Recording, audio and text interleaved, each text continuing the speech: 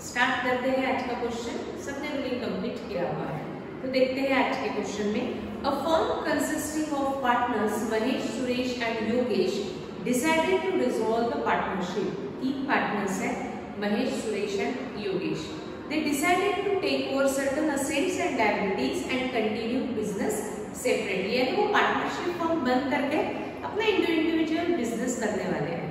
The balance sheet was as under। Balance sheet as on 31st March 2017 on the liability side, capital accounts Mahesh, Suresh, Yogesh creditors. सिर्फ loan है, partner के नाम के साथ loan नहीं दिया है। That means this loan is taken from outsider, तो ये एक्सटर्नल लायबिलिटी हो गई। अगर महेश लोन होता या सुरेश लोन होता या योगेश लोन होता तो हमने उसको सेपरेटली अकाउंट ओपन किए होते, बट सिर्फ लोन दिया है, कोई पार्टनर का नाम नहीं है। That means this loan is taken from outsider, that's why it is your external liability.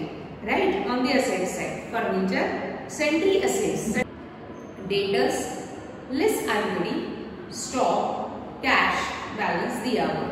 It was agreed as under। Mahesh is to take furniture at 1600 and debtors amounting to rupees 40,000 at 34,000 only. He accepted the creditors of 12,000. Suresh is to take over all stock and sundry assets were 16 at 14,400. Yogesh is to take over the remaining। बहुत कुछ entries दी हुई है। ठीक, तो देखते हैं adjustment को बाद में कंप्लीट करते हैं। पहले आप सबको ही बैलेंस शीट को आंसर में पोस्ट करना आता है, तो आप पहले इंडिपेंडेंटली पोस्ट करेंगे। पहले लायबिलिटीज, फिर असेट्स और रुक जाओ। कोई लोन अकाउंट आपने ओपन नहीं किया है तो क्रेडिटर्स एंड लोन ये दोनों भी आपके लिए रहेगा एक्सटर्नल लायबिलिटी। स्टार्ट करो पोस्टिंग, पहले लायबिलिटी फिर असेट, रुक जाओ। चार्ट हम साथ में ही प्रिपेयर करेंगे क्योंकि इसमें काफी सारा एक्सप्लेनेशन मुझे देना है, तो चार्ट हम साथ में करते हैं। आ जाओ सभी लायबिलिटीज एंड असेट्स। मैं भी बोर्ड पे कर रही हूँ, पहले आप कंप्लीट करेंगे बैलेंस शीट का पोस्टिंग सभी।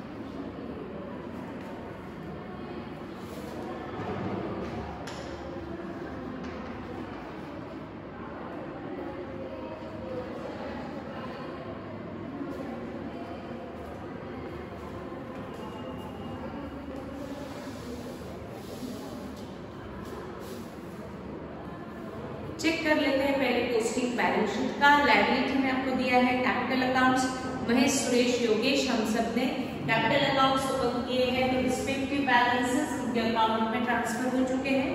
On the credit side creditors loan दोनों are external liabilities, that's why transfer किया है हमने रियलाइजेशन के क्रेडिट में।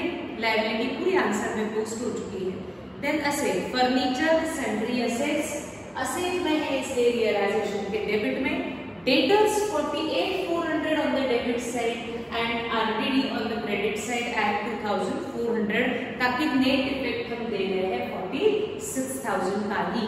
Then stock 15,600 debit side of realisation account. Cash हमने सेपरेटली ओपन किया है, तो कैश का बैलेंस हमने पोस्ट किया कैश अकाउंट में on the debit side as it is given on the asset side. ठीक, तो पहले बैलेंस शीट को हमने आंसर में पोस्ट कर दिया। अब एडजस्टमेंट्स के लिए हम प्रिपेयर करेंगे working note, but first working note prepare की जाएगी फॉर असेट्स।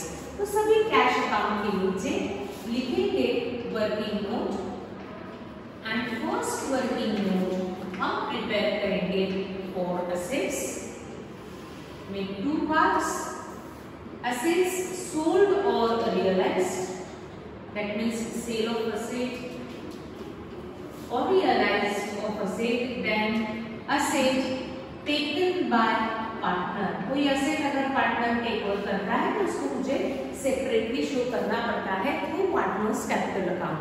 तो सबसे पहले चार्ट में से हम जो असेट की इंफॉर्मेशन है वो पहले हम असेट के चार्ट में कंप्लीट करेंगे, फिर हम एक्सटर्नल लायबिलिटीज के लिए वर्किंग नोट बनाएंगे। तो सबसे पहले हम प्रिपेयर की है असेट के लिए। आ जाते हैं point number 1, Mahesh is to take furniture.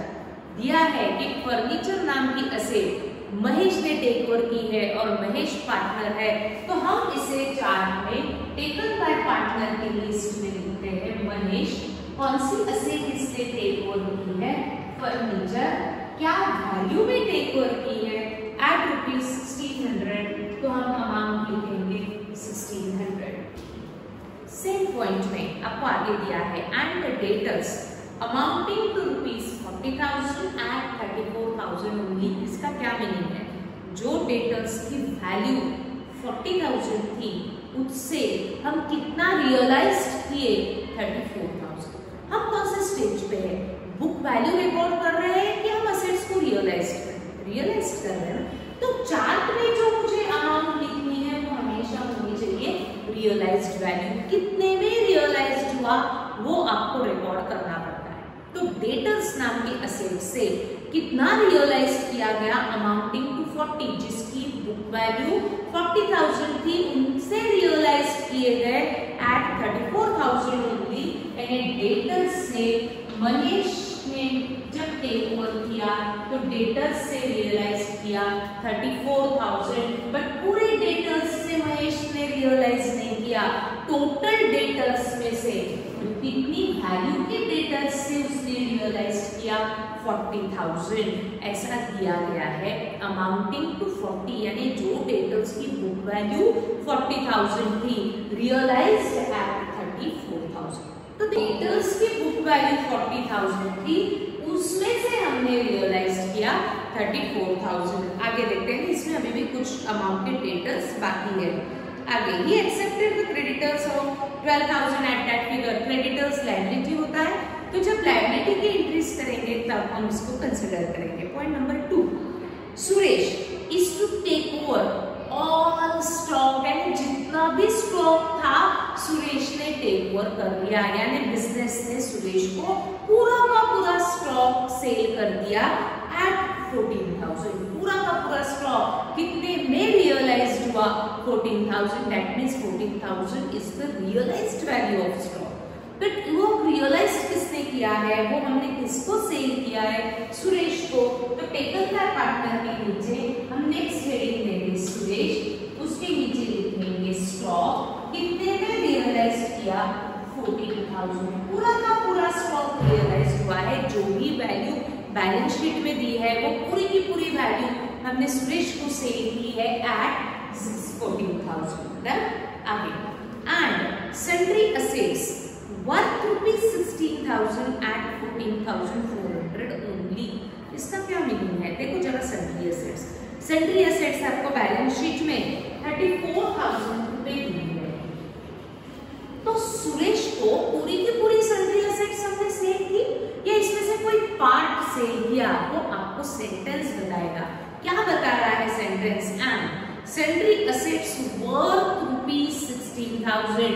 जो सन्ड्री एसेट्स वर्थ यानी जिसकी बुक वैल्यू 16,000 थी उनसे रियलाइज किया गया, बेचा गया 14,400 में। हमें कौन सी वैल्यू चाहिए चार्ट में? Realised value. जो भी बुक वैल्यू की सन्ड्री एसेट्स आपने बेची होंगी सुरेश को, वो कितने में सेल की? 14,400, बट उसकी बुक वैल्यू आपको दी गई है कितनी है? 16,000। 16,000 बुक वैल्यू की सन्ड्री एसेट हमने सुरेश को सेल की। बट आपके पास टोटल कितनी बुक वैल्यू की सन्ड्री एसेट्स थी? 34,000। पूरी की पूरी एसेट हमने सुरेश को सेल की? नो, एक पार्ट सेल किया जिसका बुक वैल्यू कितना है? 16,000। यानी इस एसेट में और भी एक पार्ट बैलेंस है 18,000। इसका क्या हुआ देखेंगे आगे, कुछ ना कुछ दिया ही होगा। तो आपको क्या करना है? सुरेश को हमने जो सन्ड्री एसेट सेल की वो उसकी वैल्यू कितनी थी? वर्थ है क्या वैल्यू? वैल्यू कितनी थी? 16,000 एंड 14,400 हमने कितने में बेची? 14,400। तो लिखेंगे सुरेश के नीचे सन्ड्री एसेट्स 14,400 में रियलाइज्ड वैल्यू मुझे चाहिए, बट इसकी बुक वैल्यू कितनी है? 16,000, जो मैं ब्रैकेट में शो कर दूंगी मेरे कन्वीनियंट के लिए कि हमने पूरी की पूरी सन्ड्री एसेट सुरेश को सेल नहीं की। जिसकी बुक वैल्यू 16,000 थी वो हमने उसको सेल किया 14,400 में। आगे Yogesh is to take over, third adjustment, Yogesh is to take over the remaining sundry assets। remaining sundry assets में कुछ assets बची थी ना? sundry assets थी 34,000 की, जिसमें से 16,000 हमने सुरेश को सेल की थी। 18,000 की asset बची थी। वो asset किसने टेक ओवर की? योगेश ने टेक ओवर की। कितने में टेक ओवर की? Realised at 16,000। कितने में टेक ओवर किया? 16,000। हमें चाहिए चार्ट में रियलाइज्ड वैल्यू। जो रियलाइज्ड वैल्यू है जितने में बेचा वो रिकॉर्ड किया जाएगा, क्योंकि मुझे असेट सेल की एंट्री मुझे रिकॉर्ड करनी है। उसकी बुक वैल्यू 18 थी, यानी उसकी वैल्यू हमारे लिए 18 थी, बट हमने उसको कितने में सेल ऑफ किया? 16,000 में। किसको सेल किया? योगेश को। तो लिखेंगे योगेश के नीचे सन्ड्री एसेट्स कितने में सेल किया? 16,000। कितनी थी उसकी वैल्यू? 18,000। डन। आगे बढ़ते हैं। And assume the responsibility for the discharge of the loan. Loan liability में दिया है, तो जब लायबिलिटी का पेमेंट करेंगे तब हम इसको रिकॉर्ड करेंगे। आगे बढ़ते हैं। द डिसोल्यूशन एक्सपेंसेस वर 540, ये भी हम लायबिलिटीज में रिकॉर्ड करते हैं। रिमेनिंग डेटर्स, कुछ डेटर्स बचे थे। टोटल डेटर्स में से महेश ने 40,000 के डेटर्स से रियलाइज किया था। इसमें कुछ और डेटर्स बचे थे, वो कितने में रियलाइज हुए? 4,200 ओनली। 4,200 में रियलाइज हुए। अब ये रियलाइज्ड महेश, सुरेश, योगेश कुछ भी नहीं दिया, तो हम लिखेंगे रियलाइज के लिस्ट में डेटर्स रियलाइज हो रहे हैं एट 4,200। ठीक। अब असेट की कंप्लीट चार्ट से मुझे एंट्रीज को रिकॉर्ड करना है। सबसे पहले डेटर्स रियलाइज की एंट्री आएगी, क्योंकि रियलाइज में एक ही अमाउंट है। महेश को जो सेल किया उसकी एंट्री आएगी 35,600। सेकेंड, थर्ड एंट्री आएगी 28,400, जो हमने सुरेश को रियलाइज किया, सुरेश को सेल किया और योगेश को सेल किया। ऐसी हम 4 एंट्रीज रिकॉर्ड करेंगे फ्रॉम असेट्स चार्ट। पर फास्ट रिवाइज कर लेते हैं। Mahesh is to take furniture, ऐसा नहीं दिया इतने का फर्नीचर इतने में, that is total furniture Mahesh को सेल किया at 1,600। Done. And the debtors amounting to 40 at 34,000, जिसकी बुक वैल्यू 40 थी उनसे रियलाइज हो रहा है 34। किसने टेक ओवर किया है? महेश ने। तो महेश के नीचे लिखा लिखा डेटर्स कितने ने टेक ओवर किया 34,000, बट पूरे डेटर्स नहीं रियलाइज हुए 40,000 के बुक वैल्यू के डेटर्स, तो मैंने ब्रैकेट में मेरे कन्वीनियंट के लिखा 40,000 के डेटर्स से रियलाइज हुआ 34,000, या ब्रैकेट नहीं भी शो करते हो तभी भी चलता है। देन आगे आपको दिया है क्रेडिटर्स के लिए, वो हम बाद में करेंगे। Second point, Suresh is to take over all stock, पूरा का पूरा स्टॉक सुरेश लेकर के गया at 14,000। Then sundry assets worth 60 at 14,400, जिसकी वैल्यू 60,000 थी वो बेचा गया 14,400 में। किसे बेचा गया? सुरेश को बेचा गया, तो टेकन ओवर बाय पार्टनर के लिस्ट में लिखा। Then Yogesh is to take over remaining sundry assets, जो एसेट्स बच रही थी वो योगेश ने टेक ओवर की है एट 16,000। ब्रैकेट में नहीं भी लिखते हो तभी भी चलता है। हमें यहाँ कौन सी वैल्यू चाहिए? रियलाइज, तो रियलाइज वैल्यू भी आपने करेक्टली की तभी भी चलता है। आगे फिर दिया है लोन के लिए, लोन लायबिलिटी की लिस्ट में लिखेंगे, डिसोल्यूशन एक्सपेंस लायबिलिटी की लिस्ट में। रिमेनिंग डेटर जो बच गए थे डेटर्स वो रियलाइज हुए 4,200। इस तरीके से हमने एसेट का चार्ट कंप्लीट किया। अब ये एंट्रीज को हम लेजर में पोस्ट करते हैं। सबसे पहले एसेट्स रियलाइज्ड, ये मार्केट में यानी डायरेक्टली डेटर्स ने फॉर्म को पैसे दे दिए, पैसा मिल रहा है। एसेट्स रियलाइज्ड हो रही है तो पैसा मिल रहा है, पैसा मिलता है यानी इनकम है। चाहे आप ये मार्केट में रियलाइज करो, चाहे ये पार्टनर को सेल करो, वो सेल है, रियलाइज्ड है यानी इनकम है। तो ये चार्ट की सारी एंट्रीज मुझे इनकम होने के कारण रियलाइजेशन के क्रेडिट में ही रिकॉर्ड करनी होगी। सबसे पहले 4,200, सेकेंड है 35,600, थर्ड है 28,400, फोर्थ है 60,000। अब इसके सामने मुझे अमाउंट के सामने हमें कुछ ना कुछ रिकॉर्ड करना पड़ेगा। 4,200 रियलाइज हुए, फर्म को पैसा मिला और फर्म के सारे कैश ही है, बैंक में नहीं है, इसलिए इसके आगे लिखेंगे by cash as per working note. Realisation के क्रेडिट में बाय कैश, तो कैश के डेबिट में टू रियलाइजेशन 4,200। ये एंट्री कंप्लीट हो चुकी है। फिर हमने लिखा है 35,600, पर 35,600 हमने किसको सेल किया? महेश, और महेश पार्टनर है तो एंट्री को पार्टनर्स कैपिटल होगी, इसलिए इसके आगे लिखेंगे by Mahesh capital as per working note. Realisation के क्रेडिट में बाय महेश, तो महेश के डेबिट में दैट इज पार्टनर्स कैपिटल के डेबिट में टू रियलाइजेशन अकाउंट 35,600। सुरेश को सेल किया है 28,400, तो उसके आगे लिखेंगे बाय सुरेश कैपिटल, ये आता है समझे as per working note. Realisation के क्रेडिट में बाय सुरेश कैपिटल, तो सुरेश कैपिटल के डेबिट में टू रियलाइजेशन के सामने सुरेश अकाउंट में। 16,000 हमने सेल किए हैं योगेश को, उसके आगे लिखेंगे by Yogesh capital as per working note. Partners के डेबिट में टू रियलाइजेशन के सामने 16,000। ठीक, अब एसेट का हमने रिकॉर्ड कर दिया। इसमें कैसे थी? कंप्लीटली एक एसेट किसी पर्टिकुलर पार्टनर को सेल होगी, हाफ पार्ट में हमने पार्टनर्स को बेचा, तो पार्ट की बुक वैल्यू मैंने ब्रैकेट में मेंशन की है कि कौन सी बुक वैल्यू की एसेट कितने में सेल की, बट मुझे यहाँ चार्ट में हमेशा कौन सी वैल्यू को यूज करना है? रियलाइज्ड वैल्यू, क्योंकि रियलाइज्ड हुआ यानी आपको उतना पैसा उस पार्टनर से रिकवर करना है, तो हमें चाहिए यहाँ रियलाइज्ड वैल्यू, इसलिए ब्रैकेट में मैंने उसकी बुक वैल्यू रिकॉर्ड की। ठीक, जो पार्ट में बेची गई है। अब पहले आप प्रिपेयर करो तो लायबिलिटी का चार्ट, और फिर देखते हैं कि आपका करेक्ट है कि नहीं। जल्दी से प्रिपेयर करेंगे चार्ट फॉर एक्सटर्नल लायबिलिटी। पहले आप हो सकता है, देखो हमारे पास दो ही लायबिलिटीज है, क्रेडिटर्स एंड लोन, वो तो ऑलरेडी डेटर्स में एडजस्ट हो जाता है। क्रेडिटर्स एंड लोन तो हो सकता है ये फॉर्म पे करे या इसका रिस्पॉन्सिबिलिटी पार्टनर ले ले। क्या है, सब कुछ आपको क्वेश्चन में दिया है। Point number 1 and point number 3 आपको दिया गया है क्रेडिटर्स एंड लोन के बारे में। जल्दी से चार्ट प्रिपेयर करो और बच्चों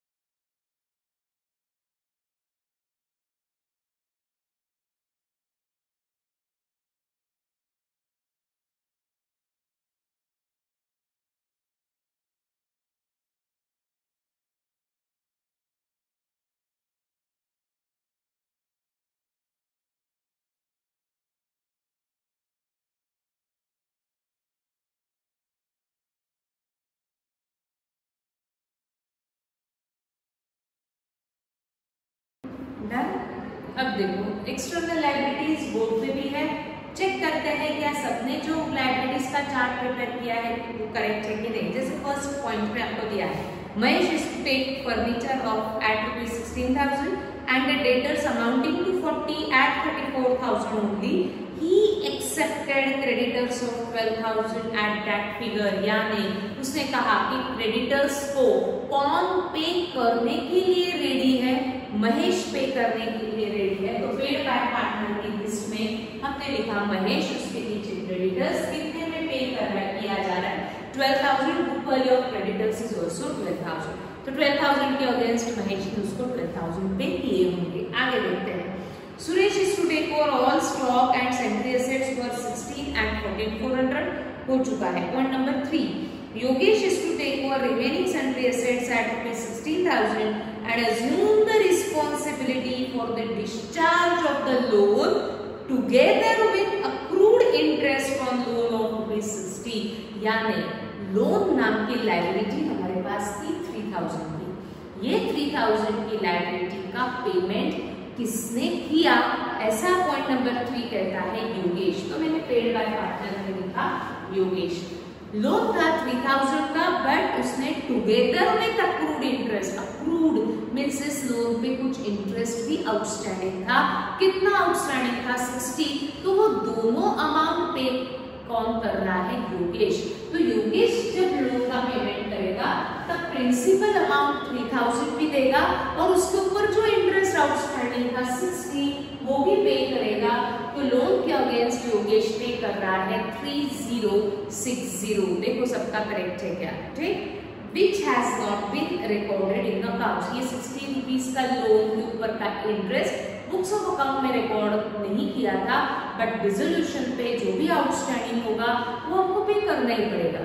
तो वो योगेश ने पे किया, इसलिए हमने योगेश की लिस्ट में लिखा 3,000 प्लस इंटरेस्ट उसने पे किया होगा 3060। उसके बाद the dissolution expenses were 540। Who paid this dissolution expenses? Whether Suresh ने पे किया, योगेश ने पे किया, महेश ने पे किया, कुछ भी दिया नहीं, इसलिए कौन ने पे किया। तो पेड बैक फॉर्म में हमने लिखा dissolution expenses. Remaining debtors realised वो तो असेट से रिलेटेड था, वो हो चुका है। अब लायबिलिटी से मुझे पेड बैक फॉर्म में से एक एंट्री रिकॉर्ड करनी है। महेश जो पे कर रहा है उसकी सेकेंड एंट्री, योगेश जो पे कर रहा है उसकी थर्ड एंट्री, लायबिलिटीज के चार्ट से मुझे 3 एंट्रीज रिकॉर्ड करना है। हम लायबिलिटी को पे करेंगे ना, दैट मीन्स चाहे वो फर्म पे करे चाहे पार्टनर पे करे।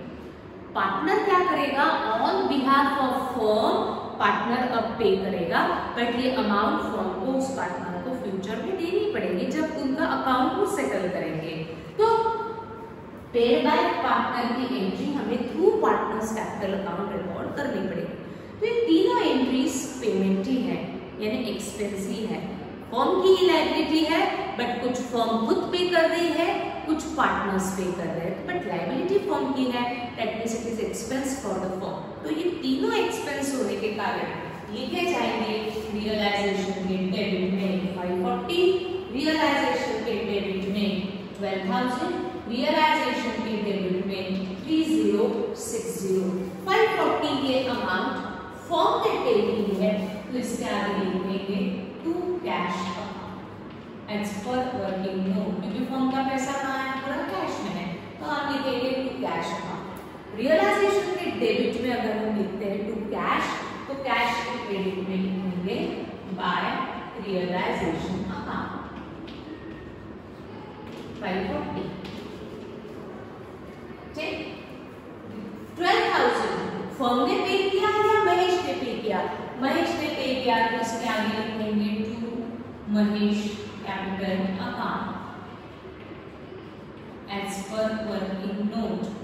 रियलाइजेशन की डेबिट में टू महेश है, तो महेश कैपिटल के क्रेडिट में by realisation account. Mahesh first partner है, इसलिए फर्स्ट कॉलम है। ठीक, योगेश ने पे किया 3060, तो उसके आगे लिखेंगे to Yogesh capital account as per working note. Realisation के डेबिट में है टू योगेश कैपिटल, तो योगेश कैपिटल के क्रेडिट में, बट योगेश थर्ड नंबर का पार्टनर है, इसलिए थर्ड कॉलम में रियलाइजेशन अकाउंट के साथ। ठीक, अब सारी असेट्स लायबिलिटीज हो चुका है, चार्ट एडजस्टमेंट हो चुके हैं, सारी एसेट्स कैश में कन्वर्ट हो चुकी है, सारी लायबिलिटीज को पेमेंट भी कर दिया है। अब पेमेंट की बारी है पार्टनर्स की। हमने पार्टनर से कोई लोन तो लिया हुआ नहीं था, हमें डायरेक्टली पार्टनर्स के कैपिटल पे ऑफ करने पड़ेंगे, बट उसके लिए सबसे पहले क्लोज करना पड़ेगा रियलाइजेशन अकाउंट। जो भी बैलेंस आएगा that will be transfer to partners capital account. Capital का बैलेंस जो होगा वो कैश में आप उसे पे करेंगे, इसलिए ट्रांसफर करेंगे कैश अकाउंट में। हो सकता है क्वेश्चन में प्रॉफिट लॉस पॉइंट में आए, किसी को भी आप 1 रुपी एक्सेस कम पे कर सकते हैं, बट अमाउंट उतनी टोटल आनी चाहिए। तो पहले आप क्लोजिंग करेंगे realisation, transfer this balance to partners capital account, then calculate capital balances and transfer it to cash account within 5 minutes। जल्दी से कंप्लीट करेंगे क्लोजिंग। देखो टैली हो रहा है।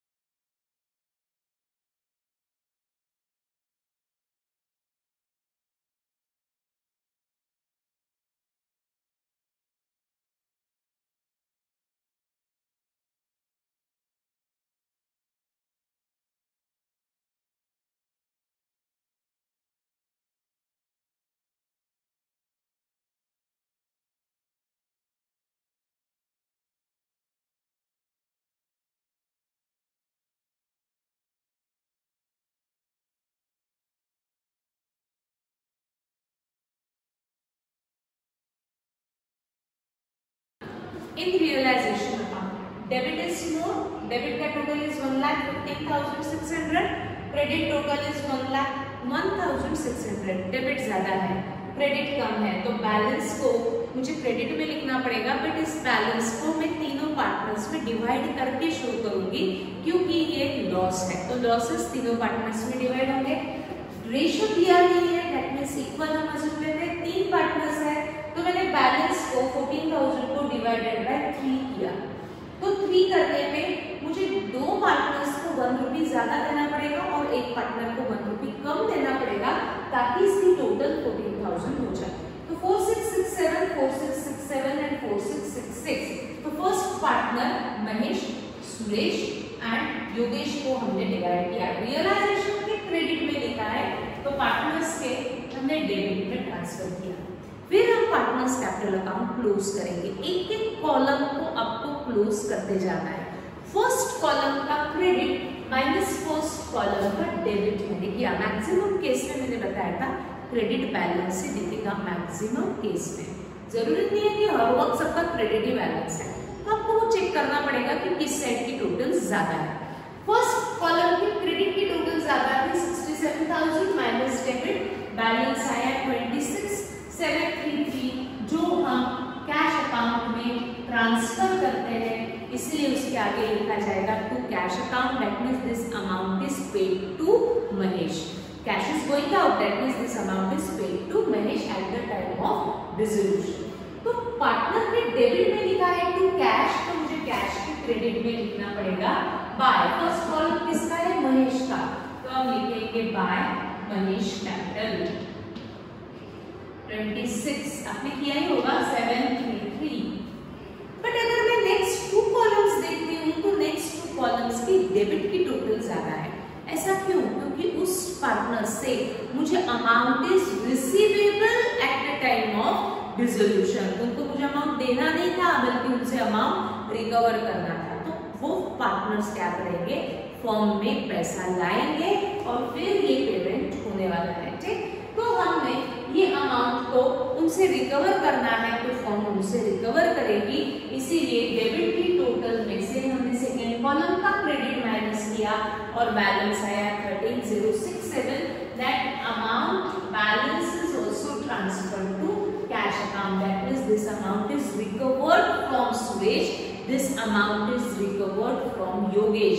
योगेश ने भी डेबिट की टोटल ज्यादा थी, इसमें बैलेंस आया, क्रेडिट में उस बैलेंस के सामने भी हम क्या लिखेंगे, कैश ही लिखेंगे, या तो हमें amount is payable to partner रहेगा at the time of dissolution और अमाउंट इज रिकवरेबल। यहाँ हम अमाउंट योगेश एंड सुरेश से रिकवर कर रहे हैं, इसलिए कैश अकाउंट के डेबिट में, या क्रेडिट है तो यहाँ आएगा डेबिट में। सेकेंड कॉलम है सुरेश का, तो लिखेंगे सुरेश कैपिटल 13,067, थर्ड कॉलम है योगेश का, तो लिखेंगे टू योगेश कैपिटल 3606। फिर अगर हम कैश का बैलेंस लिखते हैं तो वो टैली ही मिलना चाहिए। ठीक, क्रेडिट में कम है तो पहले मैं क्रेडिट का टोटल कर लेती हूँ 27,273,